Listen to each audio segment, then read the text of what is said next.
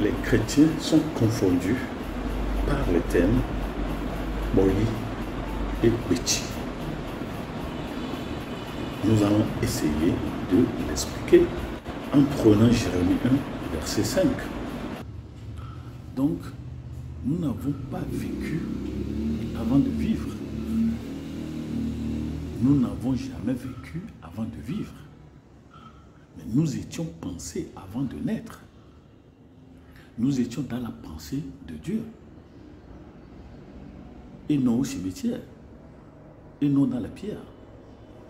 Donc, cette fausse philosophie de Platon, que les âmes, avant d'être intégrées dans le corps, ont contemplé des idées, mais ont traversé le fleuve de l'oubli.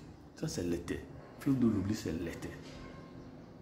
C'est pourquoi le Bokono, le Aounon, le Babalaou, lorsqu'il fait la divination, il voit l'été Tse, ou Tse l'été. Il oublie tout. C'est dangereux. Donc, cette conception que l'âme, avant d'être intégrée dans le corps, a contemplé des idées n'est pas biblique. Nous n'avons jamais vécu avant de vivre. Nous n'avons jamais existé avant de vivre. Mais nous étions pensés. Nous étions dans la pensée de Dieu. Donc, ceux qui sont confus avec cette philosophie traditionnelle et grecque, que nous, on a existé dans un monde avant de venir dans ce monde, n'est pas biblique. Alors, ce que nous disons, vous étiez pensé. Parce que vous étiez pensé, celui qui vous a pensé a défini un cahier des charges, Boli, et le cadre d'implémentation, le cadre d'exécution de ce Boli. Et à côté de ce cadre d'exécution, de ce contexte d'exécution et de ce continuum de faits, d'événements, des histoires, des hauts et des bas, des douleurs et des plaisirs, celui qui est chargé d'implémenter le Boli, votre cahier des charges, c'est Dieu lui-même. Maintenant, comment devenir mon devenir? Comment devenir mon avenir? Il y a le libre arbitre et les forces du mal. Donc, c'est ce qu'on appelle Béti. C'est le sort où on nous dit, ce sont les dettes cumulées des vies qu'on a vécues dans le passé. Donc, le sort là, c'est ce qui va vous empêcher de devenir votre devenir, de devenir votre avenir ou d'avoir votre avenir. Donc, vous avez le destin, bien sûr, mais le destin ne s'accomplit pas sans responsabilité personnelle individuelle, sa responsabilité morale. Donc, nous avons le libre arbitre, la liberté de choisir. Donc, il n'y a pas même s'il y a déterminisme, c'est-à-dire que mes actes sont inévitables parce qu'il y a des causes préexistantes. Bon, ce n'est pas non plus du fatalisme, c'est-à-dire que je ne peux que devenir ce qu'on a dit que je dois devenir. Dieu n'a pas imposé un devenir, il a créé un devenir, mais il nous avertit de notre bêtise, le sort, ce qui va t'empêcher de devenir ce que tu dois devenir. Bon, plusieurs personnes pensent que le bêtise, c'est quelque chose de mauvais, les esprits mauvais, les sorciers. Mais à Jérémie, il a dit, ne te crois pas enfant. Notre manière de penser peut être un bêtise. La peur peut être un bêtise. Et pour les chrétiens, le péché est notre bêtise. Ce qui va nous empêcher de devenir notre devenir. Ce qui va nous empêcher de devenir notre avenir. Nous prenons l'exemple de Joseph. Lorsqu'on t'a donné un rêve, on ne t'a pas dit d'aller communiquer ça aux gens. Plusieurs personnes pensent que tout rêve doit être communiqué. On te révèle quelque chose, c'est pour prier, c'est pour le savoir, c'est pour se comporter en conséquence. Ce n'est pas le vendre, ce n'est pas le ventiler, ce n'est pas tout ce que Jésus vous dit qui doit être dit aux gens. Il y a des choses qu'il faut garder.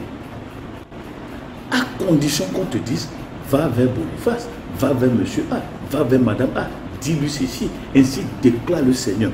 Clounon, le planter de vie. Et donc vous devenez un Bewedoto, un transporteur, un colporteur, un diseur d'un message de vie. Vous n'êtes pas un devin. Mais vous dites la parole. Donc chacun a un colis. Vous êtes ici pour une raison. Et c'est sur décision de Dieu. Est-ce que vous le savez? On est partagé entre le fatalisme et le déterminisme. Henri Bergson, vous le connaissez, la grande nature et la petite nature. Je ne peux que être, je ne peux que faire ce que la grande nature a décidé. Autrement dit, c'est imposé. Donc le libre arbitre et le déterminisme sont compatibles. Parce que Dieu a voulu que je devienne quelque chose, il va me conditionner à me comporter d'une manière donnée. Mais ce n'est pas vrai. Ce n'est pas vrai. Quand vous lisez Jacques 1, verset 14 à 1, il dit: toute personne est tentée et amorcée par ses propres convoitises. Donc nous avons le libre arbitre, nous avons la liberté de choisir. Moi, je vous ai donné le destin, le cahier des charges. Mais il y a une force contraire, deuxième loi de Newton, qui vous tire vers l'opposé de votre devenir, qui vous tire vers l'opposé de votre avenir. Vous avez le libre arbitre. Donc le compatibilisme, c'est-à-dire comment aligner mon comportement, comment aligner ma volonté à la volonté de la grande nature. Comment aligner ma volonté à la volonté du ciel. Ça, c'est le compatibilisme. Donc Jésus pouvait dire, lorsque vous priez, dites: notre Père qui est aux cieux, que ta volonté soit faite. C'est-à-dire, le veto du ciel soit exemplifié ici-bas, lorsque la volonté du Père devient la volonté sur la terre, il y a compatibilisme. Et vous allez voir, lorsque nous allons nous marier, chacun cherche qui est-ce que Dieu a destiné pour moi. Nous cherchons ce compatibilisme, même s'il y a des jeux, même s'il y a des ceci. On veut voir le compatibilisme ethnique, social, comportemental, professionnel. L'alignement du ciel sur la terre. Il y a équidistance. Il n'y a pas de disproportionnalité. Il n'y a pas de déphasage. Donc lorsque Dieu dit à Jérémie: avant que je t'eusse formé dans le sein de ta mère, je te connaissais. Et avant que tu sois sorti de son sein, j'étais consacré. Et là aussi, on a un autre problème. J'étais consacré, ça veut dire me lio. Après me lio. Je t'ai consacré, me lio. Il n'y a rien qui te fera du mal. Il n'y a rien qui va te dominer. J'étais planté. J'étais édifié. Et comme j'étais consacré, j'étais aussi établi. Celui qui est consacré, il va devenir son avenir. Quel que soit le courroux des forces contraires, quelles que soient les rages de l'ennemi, quels que soient les traits enflammés de l'ennemi, j'étais consacré, me lié, et j'étais établi, me doté. Et nous, il y a au doté, la solidification, fait le développement. C'est-à-dire la base. Lorsque la base est solide, on évolue. Mais lorsque la base est sur du sable mouvant, on va à tâtons, on va à reculons. Et aller à tâtons vaut mieux que aller à reculons. Un pas devant, deux pas derrière. Donc, chacun a un colis, un destin, un cas de charge, un devenir, un avenir. Mais comment devenir cet avenir dépend du bêtis. Et traditionnellement, on dit si on ne peut pas dominer le bêtis, il y a des herbes amas qu'on doit utiliser. Nous, chrétiens, notre ama, c'est le sang de Jésus. C'est-à-dire, il faut interpréter les choses en des termes traditionnels.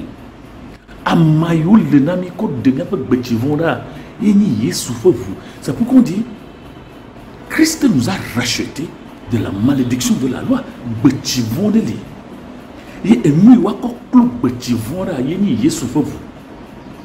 nous sommes lavés par le sang. Est-ce que vous êtes lavé par le sang de Jésus?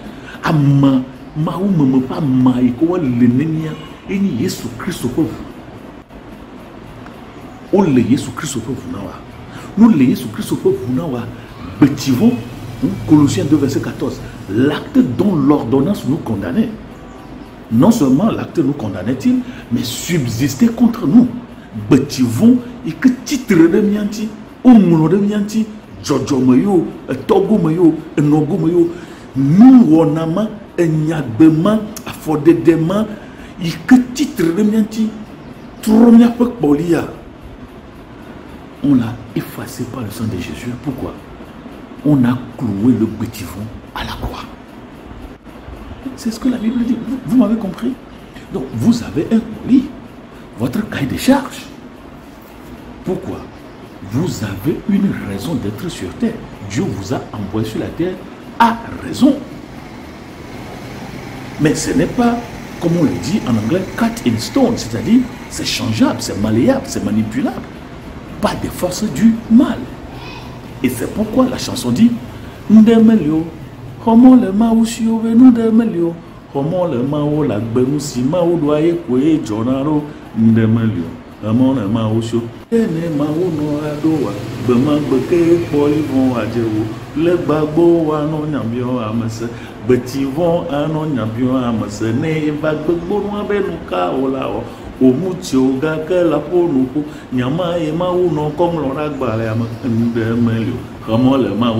Quel que soit les mauvais sorts, ça n'annule jamais le cahier de charge de Dieu. C'est pourquoi on dit le craint de Dieu n'a pas de gomme.